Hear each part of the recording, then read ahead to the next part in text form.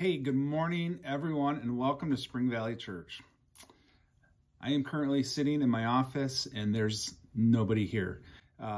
There's nobody at church, and I think that's true across town, that most churches are closed because of this whole coronavirus. Obviously, it's all we hear about. It's all we know about right now, and we are trying to be respectful of authorities that are over us. The governor has mandated for us to not have a public gathering, and I know there's all kinds of different feelings about that, but we certainly just felt like it was the right thing for us to do, at least at this juncture.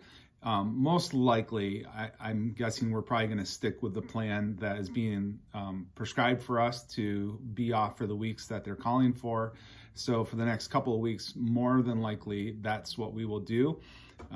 Be aware that this entire week, we are not having any of our normal gatherings. There's no youth group tonight. There's no, I believe the small groups are not planned to meet. So we're going to do our best to communicate with you about the changes and any updates we do. So keep looking on Facebook, email, and other social media, Instagram, etc. And we will just figure this out together and kind of try to learn what it means to be in this new world, new phase, new thing that's going on, because it's just new for everyone. A couple of housekeeping items. One is that, as you can imagine, for a church, anytime that we don't gather, there's not an offering taken, and that is a big deal. 1 week without an offering greatly affects our annual budget. And we know that we just finished a 2-part series on that subject, and I know a lot of you were inspired and found it very helpful in your own life. We certainly want to encourage you to keep that up and to not to miss those opportunities. So, as always, you could simply give by writing a check and sending it in the mail. Good old United States Postal Service. If you haven't already, this might be a really good time for you to sign up for electronic giving.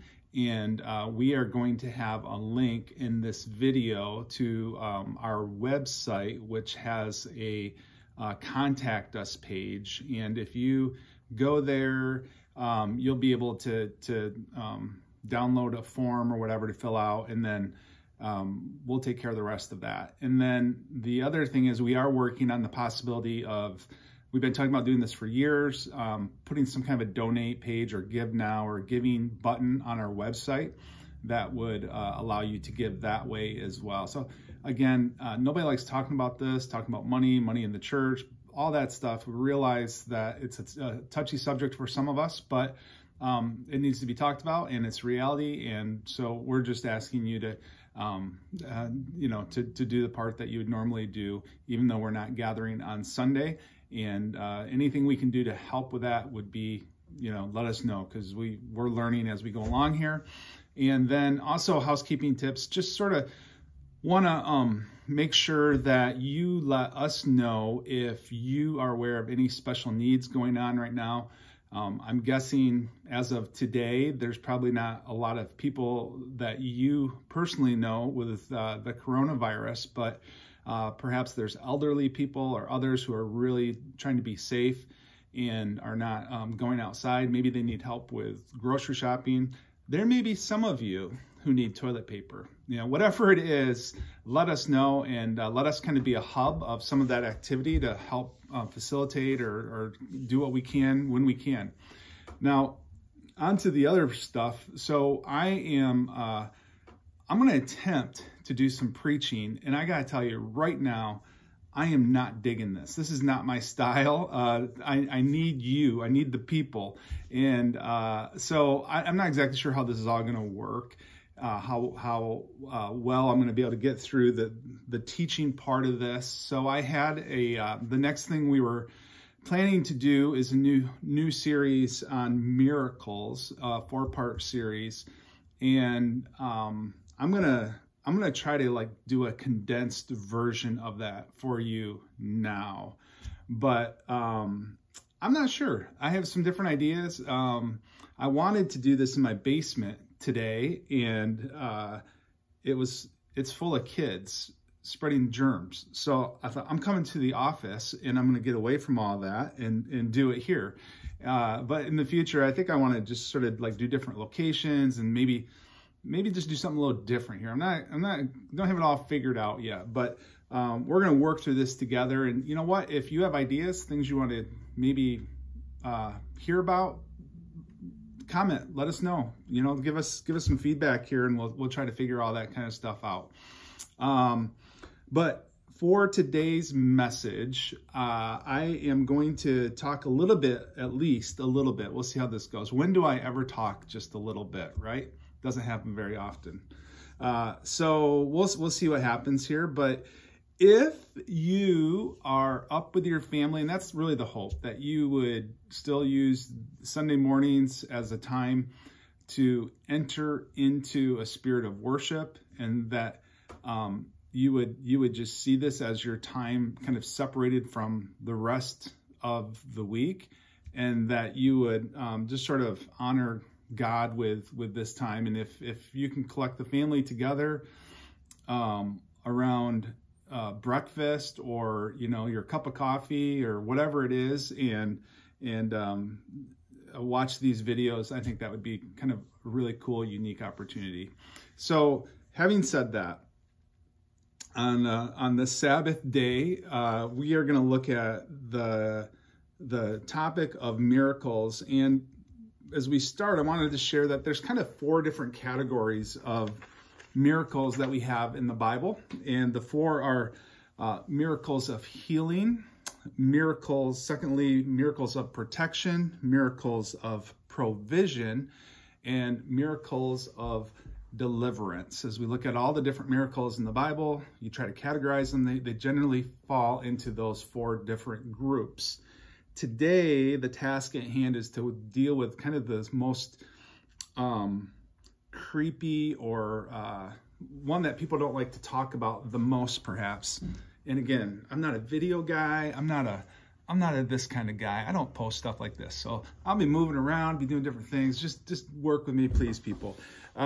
So the one of deliverance is what we're going to touch on at least a little bit today. Kind of see how this goes.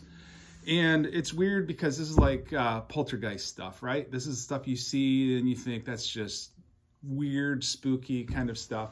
But there's instances in the Bible where this happens. And I believe there's instances where this happens today in our world, and we just simply don't talk about it a whole lot. I want to share this this quote. It's actually not a quote. It's just sort of a collection of, I think, phrases that people have put together over the years. But it's been said that the greatest trick the devil ever pulled is convincing the world he doesn't exist. If you've ever read C.S. Lewis's Screwtape Letters, that's sort of the whole basis of that book. If the devil doesn't make himself so well known, you don't really think about him, the world begins to think he really just doesn't even exist. And that's true. Paul, in the book of Ephesians, said this in the 6th chapter, in verse 12. He says, "For we are not fighting against flesh and blood enemies, but against evil rulers and authorities of an unseen world." All right? Against mighty powers, he says, in this dark world, and against evil spirits in the heavenly places. That's pretty significant stuff. We're not fighting against so much other people. We're fighting against an unseen evil force, rulers and authorities of this unseen world, and their mighty powers. So you might ask yourself, what really is a demon? What is the devil? And the short answer to that is fallen angel. In the book of Isaiah, especially in the 14th chapter, there's this banter, this dialogue that's going back and forth.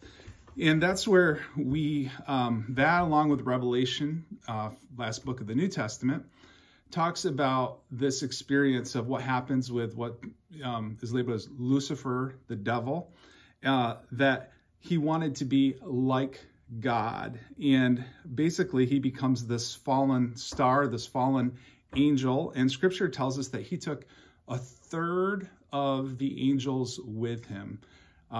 Different ideas about how many that number really is in reality today, but certainly many were fallen with Lucifer, with the devil, and he is the Lord of those demons. He is the ruler of them. They are like his minions. They're the ones who work for him. And so there's one devil, but there's many demons. It's an angel who wanted to be like God, but couldn't be like God, and chose to leave glory to have his own way. So I think we make a couple of mistakes when we talk about this stuff. One is that I think there are people, and you know who these people are. Unless you're one of them, then ask yourself, am I one of these people?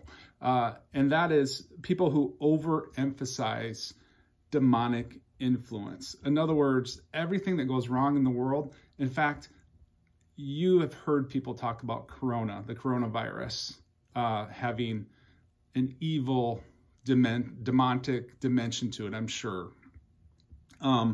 There's a demon under every rock. There's every little thing that goes wrong, everything, whatever. It's like the devil made me do it, or the devil's working in that person, or something like that. And these people are technically, I guess is the right word, good-hearted, and they mean well, and they're of the right heart and that sort of thing. But in reality, they're giving the devil way too much credit, and they're overemphasizing, over-spiritualizing demonic influence and doing the work for him, really. They're making it kind of easy in that regard. Like we use this phrase all the time, like the devil made me do it, like the devil made me eat the whole pie or buy the new outfit or whatever. And the devil didn't make you do that, right? I mean, that's just your human sinfulness, your human loss of willpower, or whatever the case may be. But on the other hand, very similarly to giving the devil too much influence or overemphasizing that, we do the opposite at times too, don't we? We underemphasize demonic influence. And this is probably where most of us fall into this category, where we don't take into account that there might be something else going on, that there's more problems than most realize that are caused by dark forces, that there is an influence that can happen by Satan and his demons. And whether you give the devil too much credit or not enough, I think it's good for us to have a better understanding of some biblical teaching about this area and how it affects our understanding of miracles in particular. So what exactly do demons do? Well, first of all, demons tempt us to sin. We know this. 2 Timothy 2:26 tells us, and they will come to their senses and escape from the trap of the devil, who has taken them captive to do his will. Timothy here is talking about those who have been under the effects of demonic or the influence of Satan and his dominions. And he's saying they'll actually come to their senses and they'll escape this trap of the devil, who has taken them captive to their will. So we know that they have an influence in trying to tempt us to do things that we wouldn't otherwise do. The second thing demons do is they distract us from the will of God, distract us from what God wants of us to do, what his will is in our lives. Again, from the book of Timothy, this time 1 Timothy 4:1, it says, the Spirit clearly says that in later times, some will abandon the faith and follow deceiving spirits and things taught by demons. In other words, abandon God's will, abandon what God desires us to do and to be, and so forth. So not only does the devil and Satan tempt us to sin, but he also tempts us and distracts us from God's will in our lives. So third thing, and this is where it gets a little bit weird for some of us, the demons inflict suffering. They actually can inflict suffering in our lives. There's a great story of this in the Gospel of Matthew, a story of Jesus where he comes along this situation. Let me read it to you. It's from Matthew chapter 17, verses 15 through 18. It reads like this: Lord, have mercy on my son. He has seizures and is suffering greatly. He often falls into the fire or into the water. Jesus said, bring the boy here to me. And Jesus rebuked the demon, and it came out of the boy, and he was healed at that moment.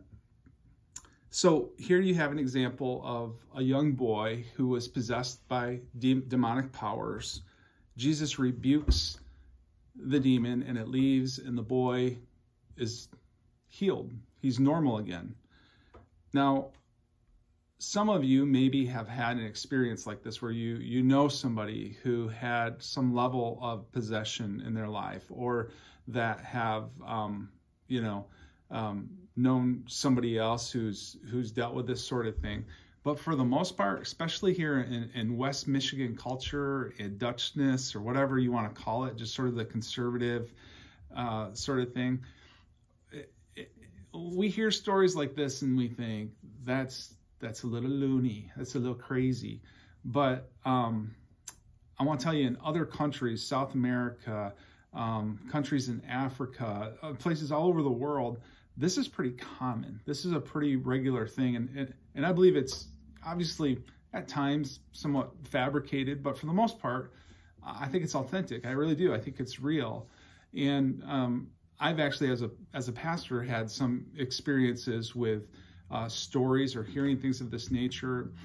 One of the churches I served had a really powerful prayer team, and I mean a really powerful prayer team. And to my understanding, to this day, they still have a very powerful prayer ministry. And I find that those who have a heart for prayer become more sensitive to the Spirit's calling and the Spirit's voice.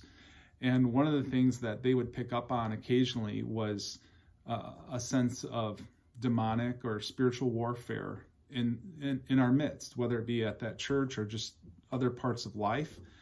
And later, when I did another church, I planted a church downtown, one of our members was just dealing with all kinds of weird physical stuff, ailments, different kinds of stomach problems, and there was a host of things going on in this young lady. And we actually called this prayer team in one time to just do a special service for her and to pray over her and just try to, in many ways bless her and let her know that there's lots of people who love her and things like that. But part of it was this really intense moment of prayer where there was this rebuking of a spirit. And I didn't see anything jump out of her body. I didn't, the gross thing in Poltergeist with the pea soup scene or whatever. None of that. There was nothing crazy. But after we were done, I want to say that there was a peace in the room, and there was a visible transformation in this young girl, where she seemed to be always, I'm going to use the word tormented, and that changed. It really changed. And I could share some other stories like that. And I know for some of you, this is kind of hard to hear. This seems like a little bit off the wall, but I want to tell you this is biblical, and this is part of what it means to be a Christian, to understand not just the parts of the Bible we like to talk about, but all of the Bible. And this is one of those parts. So it's miraculous because it's supernatural. I mean, that's what a miracle is. It's when God intervenes. Do you believe in miracles? I do. And I believe that sometimes miracles are just that, of God showing up and intervening in people's lives. there's a miracle I need right now, and that is for my camera to be, oh, some of you are going to be like, Rob, you stink at this. We couldn't see you for 5 minutes. I apologize. I'm not reshooting this. There's no way. But I believe in miracles. I hope you do too, and know that just as Jesus performed a miracle of healing a young boy who was being tormented, he still today brings deliverance into people's lives in the miracle of that way. Now, here's the best part. Here's the cool part, is that you have miraculous authority over darkness. In the name of Jesus, you have that authority. There's a difference between the idea that we would be fighting with our power and that we are fighting with Christ's power. And it's important to know that this isn't about our power. What I said was that we have authority under Jesus. It's the power of Jesus, but he gives us authority to rule over that darkness. And I want to encourage you to exercise that authority in your life. I want to encourage you to pray against demonic forces. I want to encourage you to pray for people that you think might be inflicted with some kind of pestering spirit in their lives, and trust and faith that God cares and God delivers those people miraculously. In Matthew 10, verse 1, Jesus called his 12 disciples to them, and he gave them authority to drive out impure spirits and to heal every disease and sickness. Now, we're going to talk a little bit more about that idea of the miracle of healing in another week. And that's a whole nother idea, or a whole nother, obviously another topic. But God is a miraculous God who gives you authority over darkness. And in these times where people are freaking out about toilet paper and coronavirus because of the media and because of the truth, there's something out there, right? I mean, we know that there's problems with this. I don't want to undermine or make fun of that. I know there's 100 different opinions about this whole thing, but the truth is it's changed our lives. Kids are home from school. Some people are really afraid. Some people could care less. But in this time, you need to know that our God is a miraculous God, and he gives us authority to rule over those darknesses that come into our lives. So don't assume every problem is the result of a demonic influence, but don't assume any problem isn't either. Have your spiritual antennas on. Be aware of what's going on around you in your world. Do what's natural in your life. Something's going on, call the doctor, right? Check into things. That's natural, right? But fight against things with the supernatural that's at your disposal, the power of God, your authority of using the power of God in those ways. Because when Jesus rose from the dead, which we're going to celebrate in just a few weeks, I think together, hopefully, we'll be able to worship again by Easter. But when he rose from the dead, one of the things he did was he defeated darkness, right? I mean, that's one of the things we know, that light overcame darkness. That's the God we serve. We're not supposed to be people of fear. We're supposed to be people of faith. You know this. But just remember in John 1:5, it says, the light shines in the darkness, and the darkness can never extinguish the light. As you go forth this week, whatever that looks like, it's different for most of us. As you go forth, know that you have the authority over darkness. You are called to be light in the darkness, and that light can never be extinguished. One more time, I want to read Ephesians 6. For we are not fighting against flesh and blood enemies, but against evil rulers and authorities of an unseen world, against mighty powers in this dark world, and against evil spirits in the heavenly places. Therefore, put on every piece of God's armor so you'll be able to resist the enemy in the time of evil. Then after the battle, you will be standing firm. May we be a people who stand firm. And may God bless you. I will see you soon, and we will try to get better at these videos. Thank you for your patience, but God bless. Have a great week, and stay healthy.